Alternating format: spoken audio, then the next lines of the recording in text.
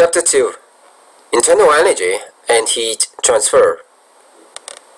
Let's start with an interesting question. Let's compare the energy of two different objects. One is an iceberg, like this. Another is a piece of red-hot metal. So which one may have more energy? To many people's surprise, the red-hot metal does not contain too much energy. Although the temperature is high, but the number of particles in the red-hot metal is quite small, so the total energy is not much. On the other hand, the iceberg has a lot of particles, although the temperature is low, and so each particle does not have too much energy, but the total energy can be quite large. So what energy are we talking about? Particles of an object may have kinetic energy or potential energy. Let's see what we have learned from Form 2. We learned from Form 2 about gravitational potential energy. That is, when things are high in position, they have more potential energy. And then when things fall down, then the potential energy changes to kinetic energy because potential energy decreases. And this kind of potential energy is called gravitational potential energy. This may explain how a roller coaster speeds up when it runs down a slope. When it runs down a slope, it becomes lower in position, so the gravitational potential energy decreases. It changes to kinetic energy, so it runs faster. So in this diagram, when it was running slowly at high position, it has low Ke, but the potential energy is high because of its high position. When it is at the minimum height, then it has minimum potential energy, but the kinetic energy becomes much larger as potential energy changes to kinetic energy. And this is easy to understand. For the potential energy and kinetic energy of an object, a higher position results in higher gravitational potential energy. A higher speed also results in higher kinetic energy. Now would you pause the video and try the checkpoint questions 35 to 37.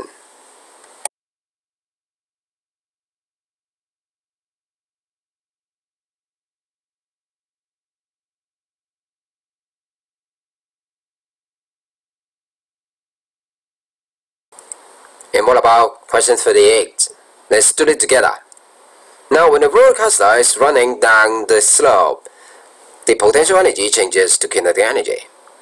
And when it runs up the slope, then there will be more potential energy but less kinetic energy. It will run slower. And now let's color the bar to show the amount of potential and kinetic energy at different positions. So let's start with the one on the left hand side. At that time it is at a high position, so the potential energy should be high. So would you pick up a highlighter and color it this way? Now what about the kinetic energy? I think together with the potential energy, then it will amount to the maximum. So the kinetic energy at that time is quite low. It's just like that. Now what about the second case? Potential energy changes to kinetic energy. At that time there is a minimum of potential. That means nothing for potential energy. Then what about the kinetic energy? How much there will be? There should be that very high kinetic energy at this position. Now for the last one, let me do it for you. Potential energy, a little bit like that.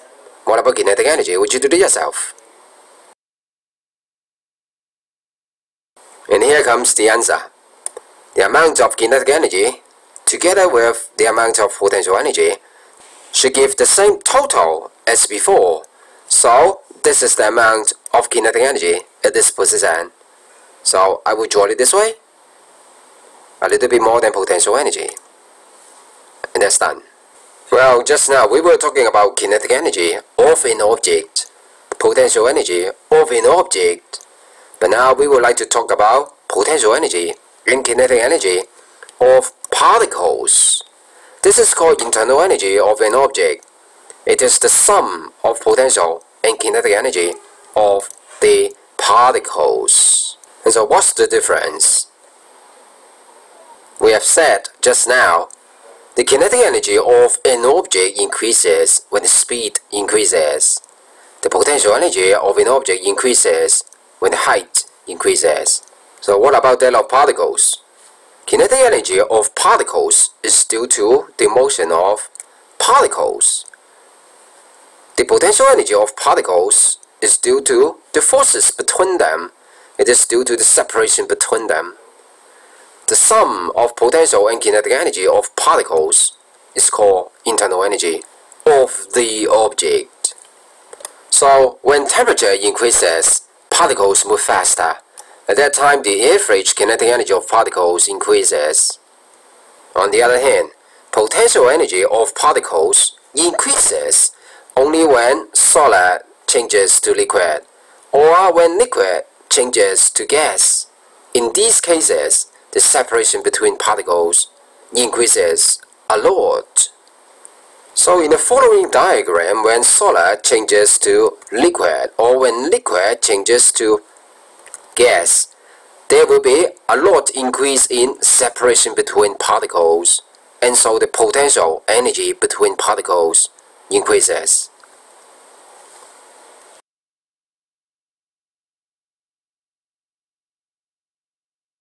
On the other hand, when gas changes to liquid or when liquid changes to solid, potential energy of particles decreases. So some of you may mix up the two concepts. Let me explain clearly. One is called kinetic energy of particles. Another is called kinetic energy of objects. They are different. Kinetic energy of particles refer to energy due to particle motions. Kinetic energy of the object due to the motion of the object itself. For example, you can see a truck moving fast, so it must have high kinetic energy. Kinetic energy of the truck is high.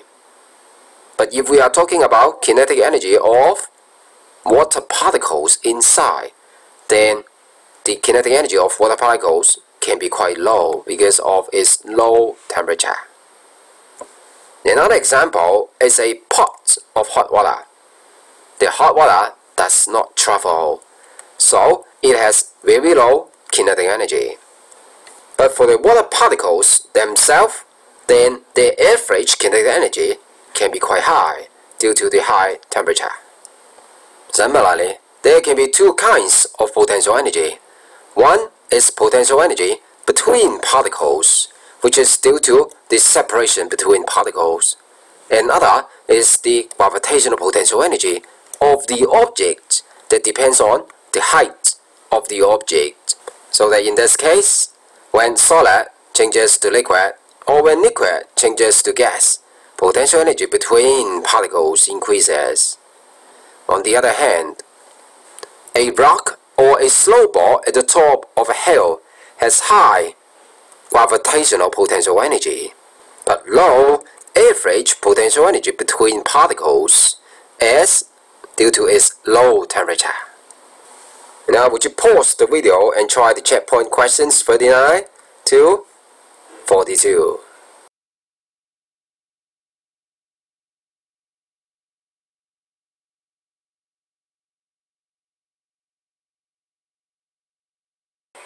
(2.3) Heat and energy transfer by heating and by doing work. You may have once touched an electric iron or something hot.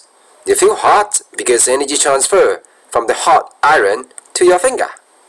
We know from our daily experience when there are two objects at different temperatures, the one at a higher temperature will transfer heat to the other until they have the same temperature. For example, hot soup may have to cool down, while ice cream may have to melt at room temperature. And this is what happened to their temperature change. For the hot soup, the temperature will fall until finally the temperature is equal to the surrounding temperature. Similarly, the ice cream may have the temperature rises until finally its temperature equals to the surrounding room temperature. And at that time we say we have reached thermal equilibrium.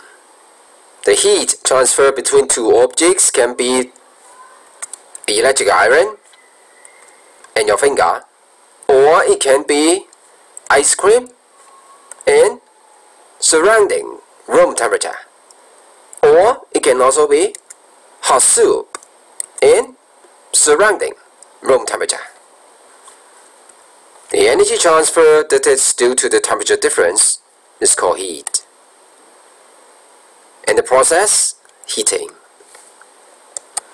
Other examples of heating include heating a test tube of water. In this case, the hot flame transfers heat to the cold water in the test tube. The another example is an immersion heater that is heating a beaker of water. The heater is hotter than the water, so the heater will give heat to the water in the beaker. Another way of energy transfer is by doing work. If you rub your hands, then you will feel warm because you have done work against friction. So because of the work done against friction, you feel warm. And now we do check point 43 and 44.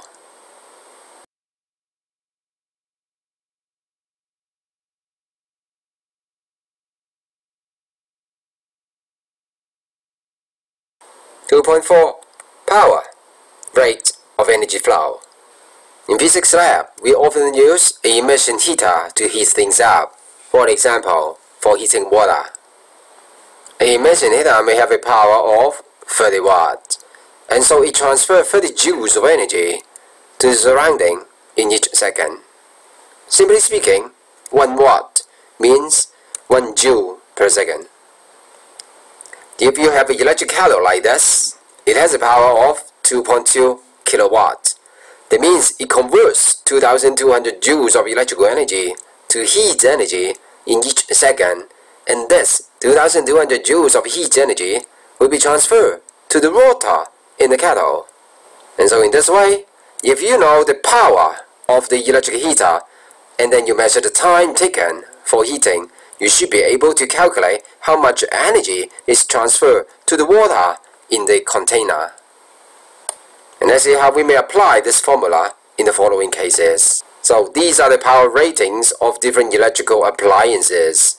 For this iron, it has a power of 1,200 watts. If we turn it on for half an hour, which is actually 0.5 multiplied with 3,600 seconds, then it will convert over 2 million joules of electrical energy to heat energy. Similarly, you may also calculate how much electrical energy is converted by the electric kettle in 7 minutes by doing this calculation. 1,500, which is its power, multiplied with 420 seconds. In this way, this is over 500,000 joules of energy. This is how we calculate the energy. But if you don't know the power, on the other hand, you may use a joule meter to measure the energy supply directly. This diagram shows you how you may connect a joule meter. On one side, you should connect it to the power supply. The another side, connect it to the immersion heater. You should mark down the initial joule meter reading and the final joule meter reading. The difference of the reading is the energy supply by the immersion heater to the water. When the water absorbs the energy, its temperature rises.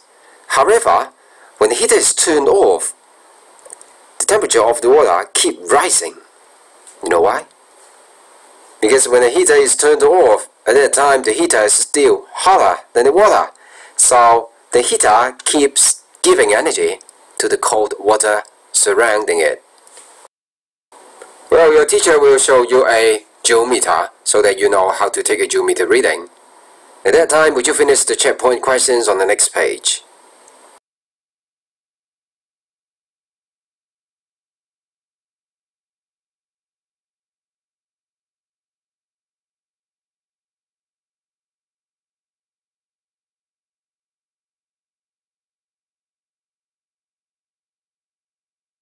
And that's the end of today's video.